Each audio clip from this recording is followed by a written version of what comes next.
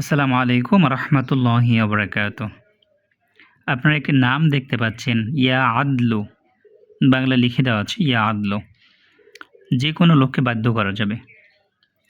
এই আমলের মাধ্যমে যে কোনো মানুষকে আপনি বাধ্য করে নিতে পারবেন। বিশেষ করে স্বামী স্ত্রী, কাউকে ভালোবাসেন, ভালোবাসার মানুষ, শ্বশুর শাশুড়ি, আত্মীয় স্বজন, ছেলে সন্তান, অথবা আপনার যে কোনো কাঙ্ক্ষিত ব্যক্তি। আল্লাহ তাআলার গুণবাচক নাম ইয়া আদলু, যার অর্থ হচ্ছে হে ন্যায় বিচারক। এই নামের অনেকগুলো ফজিলত রয়েছে সম্মানিত দর্শক। লোককে বাধ্য করা যায়, উচিত বিচার লাভ করা যায়, ন্যায় বিচার পাওয়া যায় এবং বিপদ থেকে মুক্তি লাভ করা যায়। নামটি যারা বেশি বেশি পাঠ করবে তারা যে কোনো বিপদ আপদ থেকে মুক্তি লাভ করতে পারবেন এবং যারা কেস মামলায় জড়িত তারা যদি নামটি বেশি বেশি পাঠ করে তাহলে অতি দ্রুত তারা ন্যায় বিচার পাবেন। তো আজকে হচ্ছে আমরা লোক বাধ্য করার জন্য আমলটি শিখব, কীভাবে যে কোনো লোককে আপনি বাধ্য করে নিতে পারবেন। তবে উদ্দেশ্য ভালো রাখবেন, ন্যায় সৎ রাখবেন, কোনো খারাপ ন্যায়তে রাখবেন না। যদি আপনার স্বামী অথবা স্ত্রী আপনার সাথে অত্যাচার করে, আপনাকে ভালোবাসে না, সহ্য করতে পারে না, সেক্ষেত্রে আমলটি করবেন। অথবা আপনার ভালোবাসার মানুষ আপনাকে ভালোবাসতে ছেড়ে চলে গিয়েছে, আপনার সাথে জুলুম করতেছে, আপনার অবাধ্য হয়ে গেছে, সেক্ষেত্রে বাধ্য করার জন্য করে নেবেন।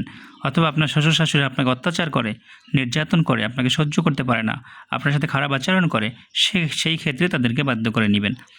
এবং সন্তান সন্ততি যদি কথা না শোনে, বাবা মায়ের অবাধ্য হয়ে যায়, খারাপ আচরণ করে, সেক্ষেত্রেও ইনশাআল্লাহ বাধ্য করে নিতে পারবেন।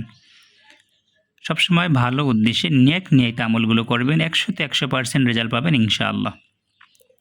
সম্মানিত দর্শক, আমলটি কীভাবে করবেন, কতদিন করবেন আমি বিস্তারিত বলে দিচ্ছি।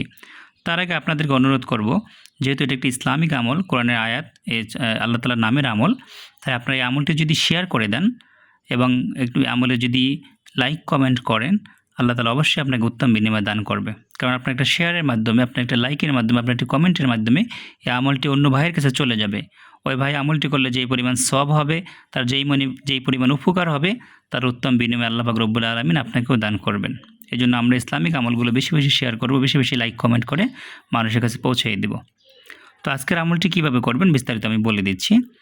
প্রথমত, যদি রোজা রাখতে পারেন আলহামদুলিল্লাহ বেশি কার্যকরী হবে। যদি নফল রোজা রাখে 7 দিন আমলটি করেন, 7টি নফল রোজা রেখে আমলটি করবেন। আর যদি রোজা রাখতে না পারেন তাতেও কাজ হবে ইনশাআল্লাহ, তবে রোজা রেখে করলে বেশি ফায়দা আসবে।